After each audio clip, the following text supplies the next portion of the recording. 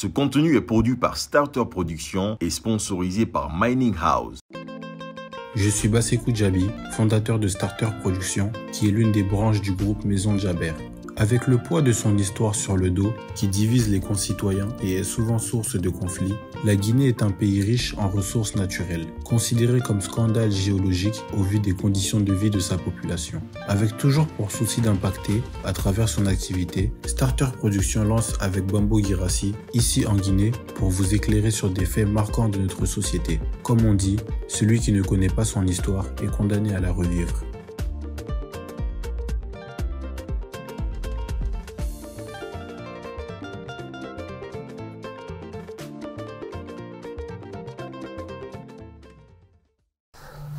Bonsoir à tous, merci de nous rejoindre dans ce numéro de votre émission ici en Guinée avec Starter Productions. On se retrouve pour ce numéro pour parler d'un fléau, d'un phénomène de société ici en Guinée. Nous parlons de viol pour ce numéro, une problématique qui devient récurrente en Guinée avec plusieurs cas qui sont dénoncés. Pour en parler, nous recevons comme invité Kadiatou Konaté qui est avec nous. Kadiatou Konaté qui est cofondateur du club des jeunes filles leaders de Guinée. Elle est activiste aussi. Elle milite pour le droit des jeunes filles. Kadiatou, bienvenue dans cette émission. Merci Bambo, c'est un plaisir. Et comme je le disais tantôt, ce numéro c'est pour parler de viol. On sait que de plus en plus de voix s'élèvent. Des ONG font plus de manifestations pour dénoncer ce phénomène. Mais ça devient quand même très récurrent. Et bien avant de parler de ce sujet, on sait que Kadiatou, c'est une jeune fille qui est très active dans les mouvements d'associations, d'ONG. On parle du club des jeunes filles de Guinée. On te voit sur beaucoup de plateaux. On te voit dans des invitations aussi, dans des institutions. Est-ce que tu peux nous parler de toi encore plus pour nos téléspectateurs? Merci pour l'invitation. Alors, pas très évident et aisé de parler de soi, mais ce qu'il faut retenir, je suis Kadiatou, une jeune fille de 22 ans qui travaille depuis maintenant près de 8 ans sur les questions de protection et de promotion des droits de la jeune fille en Guinée.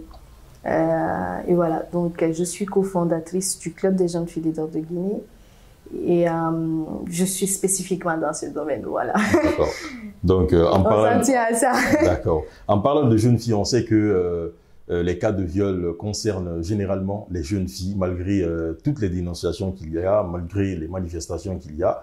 On sent quand même que ça persiste encore. Selon toi, qu'est-ce qui causerait cela?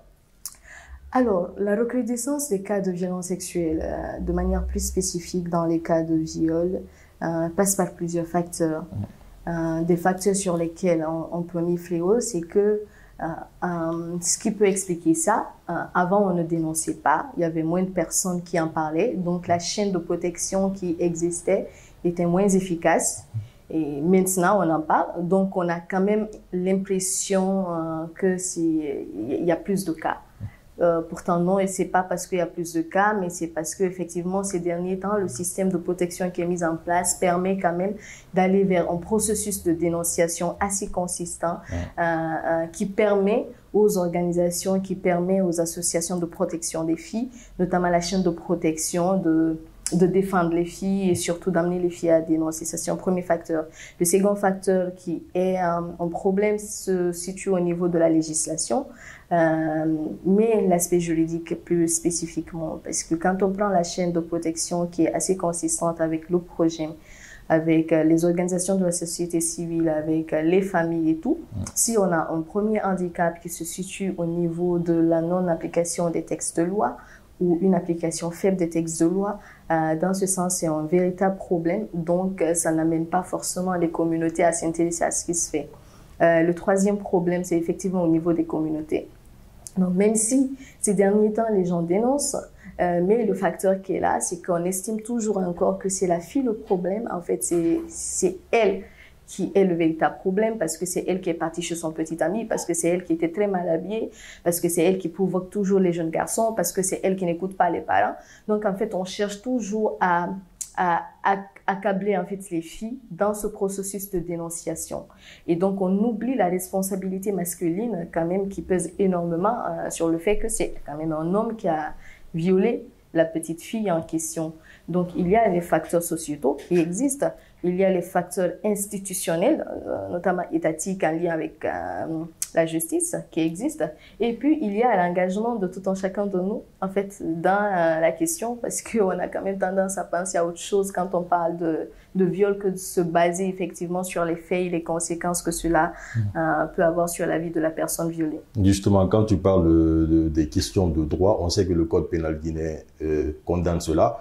Ça dépend des cas. Ça peut aller de 5 ans à 10 ans, voire plus. Est-ce que c'est parce que le viol n'est pas bien défini par la loi en Guinée ou bien c'est parce que la loi elle-même ne pèse pas trop? Qu'est-ce que tu en penses? Alors, l'application, la loi même, elle est là. Quand on prend le code pénal en son article 267-268, quand on parle d'agression sexuelle, c'est vraiment puni à partir de 5 ans, 10 ans, 15 ans, 20 ans et plus en fonction de la nature du crime qui a été commis parce que le viol, en fait, est considéré comme un crime en Guinée à travers le code pénal. Donc ça existe. Au-delà de ça, la Guinée a quand même ratifié énormément de conventions internationales. Quand on prend la Charte africaine de défense des droits des jeunes, au-delà de la Charte africaine de défense et du bien-être des filles et des enfants, et tout ce qui va avec, il faut le savoir que on est au top. Donc, en matière de législation, il n'y a pas forcément de problème. Le véritable problème se situe au niveau de l'application. En fait, on n'arrête pas de dire, moi en tant que Kadiatou, avant peut-être d'être défenseur des droits des filles, j'étais dans un environnement, j'étais dans une famille, ou je suis encore dans une famille, je suis dans une société. Donc vous imaginez après que moi je devienne magistrate ou je devienne procureur, et après je me retrouve dans une situation où pour moi, les cas de violence sexuelle ne sont pas du tout importants, bah, dans ce sens je vais juger comme ça. Et c'est ce qui se répercute sur les jugements. En fait, il y a une question de responsabilité personnelle qui se pose. Donc, il y a des magistrats, il y a des codes, il y a des lois qui doivent être appliquées, mais au-delà, qu'en est-il des gens qui l'appliquent? Est-ce que ces gens prennent le même problème que le niveau même du problème, ou bien, en fait, ce sont des gens qui pensent que c'est un problème à la va-vite, donc, en fait, je ne prête pas attention, donc je ne mets vraiment pas les moyens qu'il faut pour résoudre la situation. Mais parler de la situation de cette façon, c'est... À écouter tes explications, tu vas quand même très très loin en parlant des personnes. Tu as pris l'exemple sur toi-même, toi qui es issu d'une famille qui devient peut-être demain quelqu'un replacé dans la société, hein, magistrat peut-être. Et là, on dirait que tu es en train d'indexer le problème d'éducation sociétale même en fait. Éducation sociétale, exactement. Ça va très très loin. Ça parle déjà de la source d'où nous venons déjà. L'éducation sociétale est extrêmement importante. Je vais toujours utiliser le même exemple. C'est que si moi dans ma famille, quand on tape une femme ou quand on frappe une femme, c'est tout à fait normal, c'est tout à fait logique. C'est que même étant là aujourd'hui dans un environnement de protection des droits des filles, quand tu viens me voir pour dire on a tapé ma maman, je vais juste te dire écoute, il faut pardonner, la femme c'est ça, il faut te taire. En fait, ça se répercute automatiquement, quel que soit le niveau de formation que je reçois ou les textes qui sont régis par mon organisation. Il y aura toujours ce côté environnemental qui va influencer mes décisions ou qui va se présenter d'une manière ou d'une autre. Et est-ce qu'au regard de tout ce qui se fait comme dénonciation aujourd'hui, on sait qu'il y a des personnalités aujourd'hui publiques qui sont concernées pour les cas de viol et beaucoup de jeunes filles. Est-ce qu'on connaît des exemples en fait qui sont allés vraiment loin jusqu'à la punition? Est-ce qu'il y a des cas comme ça? Récemment, nous on avait géré un cas depuis 2019, donc qui était sur un processus de gestion qui a été condamné il y a même pas 2 semaines de cela. Le monsieur qui a été condamné à 10 ans de réclusion criminelle. Pour viol? Oui, en cas de viol. Le monsieur il a été puni à 10 ans de réclusion criminelle et au paiement de 15 millions comme amende. Et le cas, je précise que c'était depuis 2019. Il y a ce problème aussi qui se pose, c'est que les gens ont tendance à dire que les ONG ne font que des bruits, donc dénoncent une seule fois et après passent à autre chose. En réalité, c'est pas ça. Le processus de gestion d'un cas, surtout de viol, prend énormément de temps. Donc ça dure vraiment. Parfois, ça peut prendre 3 ans, 4 ans, 5 ans. Ça dépend d'une période à une autre période en fait. Voilà, donc il est important de prendre ça en compte, même si nous on n'arrête pas en fait de faire des plaidoyers qu'il faut pour revoir cette durée parce que après ça porte quand même préjudice à plusieurs personnes, mais ça se fait. Donc il y a énormément de cas, même si on estime que c'est insuffisant et que ça ne répond pas à tous nos besoins, mais qui sont quand même gérées, qui sont réglées. Mais ça veut dire que, quelque part, il faut la pression des ONG. C'est ce que vous voulez nous faire comprendre. On sait que les médecins légistes, par exemple, peut-être publient pas le résultat de ce qu'ils font comme travail. On sait que la police, parfois, ne va pas au bout des enquêtes ou ne publie pas, en fait, le résultat des enquêtes. Est-ce que, quelque part, ces ONG deviennent une force coercitive pour les autorités en place? Surtout, parce qu'en fait, il faut une force externe pour venir mettre plus de pression et tout. Professeur Hassan Bal disait tantôt que par jour, il reçoit minimum 12 cas d'agression sexuelle dans son cabinet. Professeur Hassan Ba, il travaille pour la médecine légale, donc c'est eux qui reçoivent des cas de viol, d'agression sexuelle et tout ce qui va avec. Donc vous imaginez quand on va avec cette proportion et qu'on revient au niveau de l'oprogène, qui a une autre proportion de cas. Tu as parlé de 100 et quelques, je crois 117 cas au premier mois de 2022. Oui, exactement. Donc quand on revient sur ces cas, vous voyez une disproportion entre les chiffres qui existent. Donc il faut une force externe pour venir dire, écoutez, il y a ci, il y a ça, c'est important de travailler ainsi, c'est important de revoir un système déjà établi et voilà, pour mettre plus de pression et tout. Et le problème de la médecine légale, peut-être c'est une opportunité d'en parler. La médecine légale fait un excellent travail, cependant, elle n'est pas représentative dans les régions administratives. Et on n'arrête pas de faire un plaidoyer. Ça, c'est un besoin fondamental pour les filles, surtout victimes des cas d'agression sexuelle. Il est important que le ministère de la Santé, le ministère de la Promotion féminine puissent travailler collectivement ensemble pour pouvoir avoir une répartition dans les régions administratives à travers la médecine légale. C'est extrêmement important. Quand on parle de viol, la question devrait aller très très loin au-delà de la simple dénonciation. Peut-être qu'il faut chercher à connaître aussi la cause de ces viols. On ne sait pas forcément les personnes qui violent. Est-ce que c'est des gens qui le font parce qu'ils sont drogués? Est-ce que c'est une maladie? Est-ce qu'il y a des recherches exactement pour connaître le pourquoi? Alors, il y a le professeur Hassan Ba qui a fait une étude qui a dit que plus de 50 cas ou plus de 70% des violeurs sont sains d'esprit. Et voilà. Donc, si on s'inscrit dans ce cadre, c'est que la plupart des violeurs sont sains d'esprit. Après, le reste, c'est quoi? C'est par impulsion ou bien... Impulsion, je sais pas, contrôle, il ne se contrôle pas du tout. Moi, ça me fait rire qu'on me dise non, je ne suis pas contrôlée, ou ce sont des gens qui sont drogués et tout. Mais très souvent, moi, je ne me trouve pas d'excuses ou je n'écoute pas ces excuses. Je suppose en fait qu'il n'y a pas du tout d'excuses en matière de viol.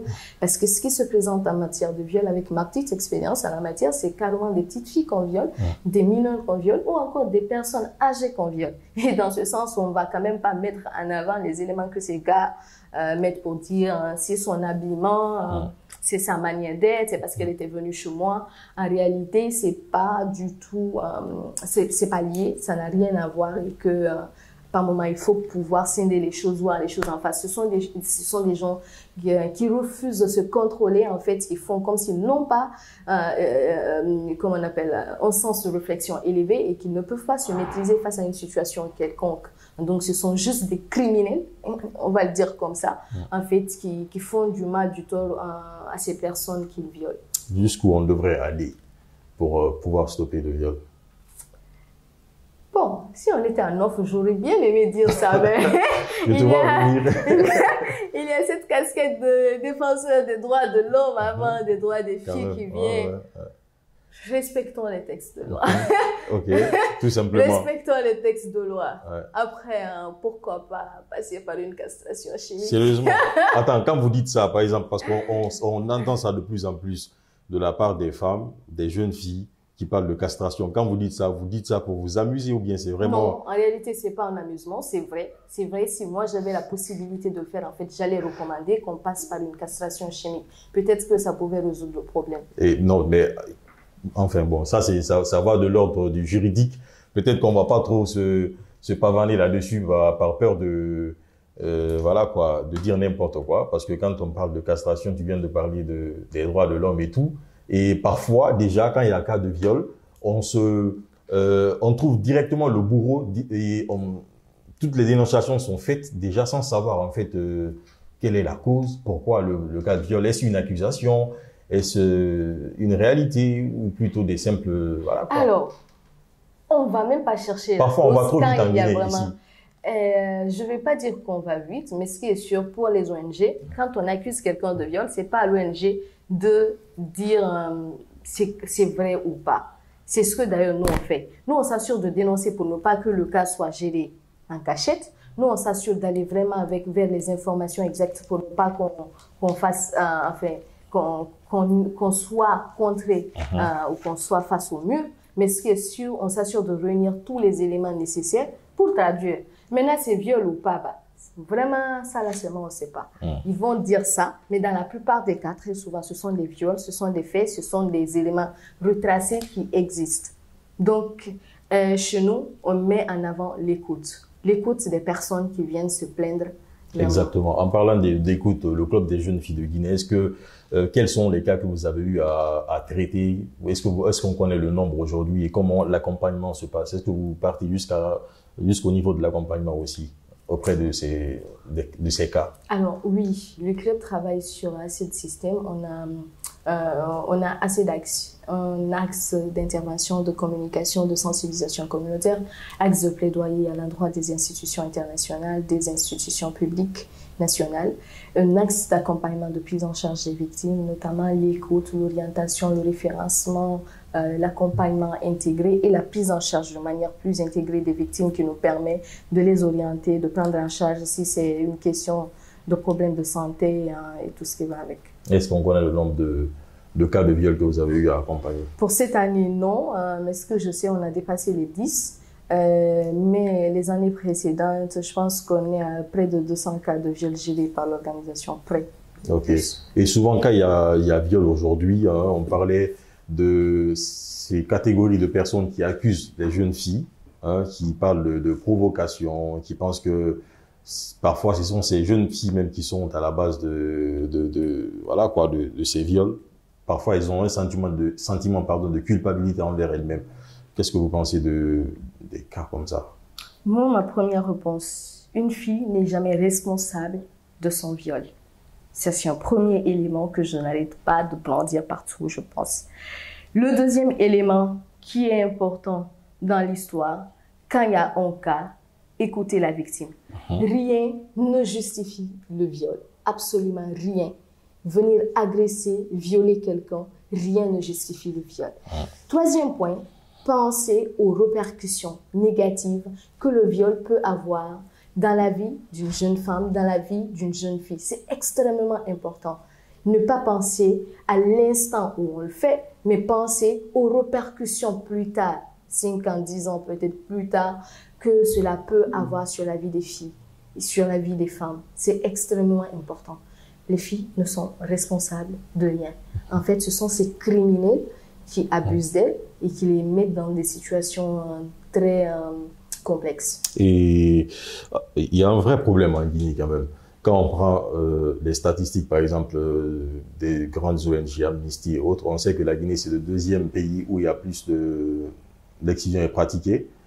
On sait qu'en Guinée également, il n'y a pas un seul mois qui passe sans qu'on apprenne 2, 3, 4, 5 cas de viol.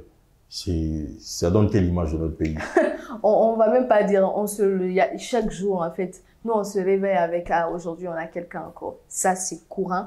Nous on n'arrête pas de dire qu'il faut revoir les statistiques parce que quand on revoit les statistiques, on se rendra vraiment compte de l'ampleur du problème. Ça c'est un premier phénomène. L'autre chose, je pense que j'ai oublié la source, mais dans un rapport j'ai lu que la Guinée fait partie des 5 pays dans le monde où la femme est plus malheureuse. Ouais.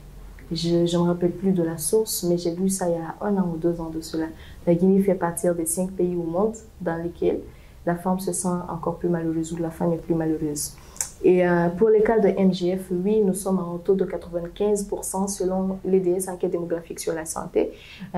Pour les filles dont l'âge varie entre 15 et 49 ans et 39% pour les filles dont l'âge varie entre 0 et 14 ans. Comment s'explique ce malheur des femmes en Guinée? Par les viols, par l'excision, par le mariage forcé, j'imagine. Institution publique ne fait pas très bien son travail. Un premier point. La communauté continue à aller vers des valeurs très ancestrales, très culturelles, très traditionnelles. Deuxième point. Le troisième point, c'est que, en fait, il n'y a pas une prise de conscience individuelle avant d'aller vers une prise de conscience collective sur la question. Quatrième point, en fait, on pense toujours que c'est une question de femmes. Ah non, ce sont des problèmes de femmes. Ah non, moi, je n'ai rien à faire dedans. Et sachant que quand on parle de questions de viol, de violence sexuelle et tout ce qui va avec, on fait quand même allusion au respect des droits de l'homme. On voit beaucoup de personnes qui se battent pour le respect des droits de l'homme.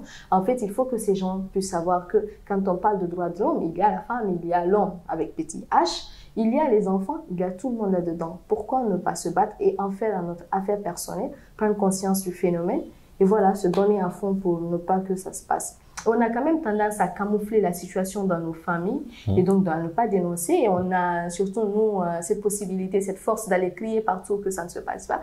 Sachant que chez nous, peut-être que nous sommes les premières personnes à pratiquer en catimini, mais ça, on ne le dit pas. Alors, est-ce que tu penses que la situation pourrait changer dans quelques années, disons, ou plutôt elle ne fait que s'empirer? Ça peut changer, ça peut changer. Moi, j'ai espoir. D'une manière ou d'une autre, ça va changer. Il faut que ça change. Vous ne voulez pas, non, mais ça là. Je ne pense pas qu'il y ait une personne en Guinée qui ne veuille pas que les cas de viol s'estompent quand même. Non, c'est jamais les gens qui défendent encore des viols, les gens qui disent oui. Et vous savez, il y a de ces gens dans le quartier, il y a de ces gens qui passent comme ça. Il faut que les gens la comprennent que ça, c'est pas être fort. Pour être fort, non, pour montrer que c'est moi le plus fort, il faut que j'abuse de telle fille. Jamais. En fait, c'est pas la bonne solution, ça n'a rien à voir, ça ne règle aucune situation. Il faut prendre conscience de nos valeurs personnelles et de nos principes, de ce que nous pouvons faire en tant qu'être humain. D'accord. Allez, nous sommes avec Kadiatou Konaté, qui est cofondateur du Club des jeunes filles leaders de Guinée, avec qui nous parlons d'activisme de viol, spécifiquement ici en Guinée, pardon. Donc, Kadiatou, voilà. C'est vrai qu'on a longuement parlé du sujet, des cas de viol. Quel doit être aujourd'hui le rôle des familles, en fait, pour pouvoir stopper ce phénomène? Je pensais que je le disais tantôt à l'entente de cet échange, que les familles ont un rôle crucial à jouer dans la lutte contre les VBG, parce que d'une manière ou d'une autre, nous sommes toutes et tous issus des familles. Donc, je pense qu'on ne va pas revenir. L'éducation n'est pas uniquement pour la fille. On a quand même tendance à éduquer dans nos familles que les filles. L'éducation, c'est pour tous les enfants, et les filles, et les jeunes garçons. Et donc, pour atteindre ce niveau de responsabilité sociétale et d'éducation sociétale que nous voulons, il faut que les parents soient équitables en matière d'éducation. Et autant on informe et on éduque les filles, autant il est important d'éduquer et d'informer les jeunes garçons. Et en ce qui concerne les jeunes filles, on sait que tu n'as pas de conseil à donner aux jeunes filles quand même par rapport à tout. Mon conseil à l'endroit des jeunes filles, c'est qu'elles puissent savoir ce qu'elles veulent, qu'elles puissent se protéger elles-mêmes, et surtout qu'elles ne se laissent influencer par personne, qu'elles se forment, qu'elles tracent leur chemin et qu'elles se donnent les moyens pour atteindre leurs objectifs. En réalité, personne ne fera ça à notre place. D'accord. Et peut-être un dernier conseil à l'endroit des autorités, peut-être qu'on constate des choses, qu'on dénonce ou pas. Il faut appliquer la loi. Je pense que vous avez beaucoup fait, les autorités, ratifiant les conventions internationales, en s'assurant de voter les textes de loi, mais ça ne se limite pas là. Donnez les moyens pour atteindre les objectifs. Veillez à appliquer strictement les textes de loi. Comme on le dit, personne n'est au-dessus de la loi, et même pas vous. Donc rassurez-vous de les respecter. Super. Allez, je pense que là, on est obligé de stopper là pour clôturer cette émission réalisée avec Kadiatou Konaté. Merci d'avoir accepté notre invitation. C'était un plaisir. Et on se retrouve prochainement pour un autre numéro dans cette même émission, ici en Guinée avec Starter Production.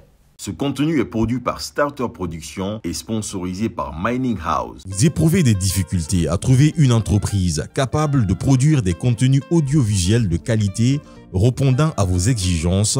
Starter Production est là pour vous. Nous réalisons des vidéos professionnelles en utilisant des équipements de pointe, un travail créatif et une expertise importée d'Europe. Pour la promotion de votre entreprise, institution ou d'une personnalité, contactez-nous pour faire la différence.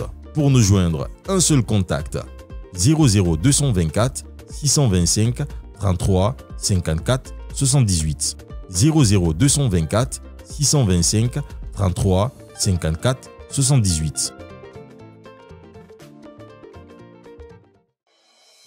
Je m'appelle Bambo Girassi, je suis chef d'entreprise.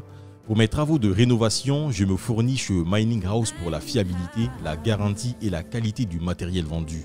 Étant toujours entre deux rendez-vous, je choisis d'acheter une des nombreuses voitures neuves de Mining House pour le confort et le rapport qualité-prix. Pour les révisions de mes véhicules, je vais au garage Bosch Car Service situé sur la corniche à Coléa, avec des appareils de dernière génération et des experts qui nous conseillent sur l'entretien de nos véhicules. En fin de journée, je passe voir l'évolution de mon chantier qui finira dans les temps impartis comme me l'a promis M. Ba, ingénieur génie civil à Mining House. Vous voulez faire des investissements sûrs et mener à bien vos projets sereinement, choisissez Mining House.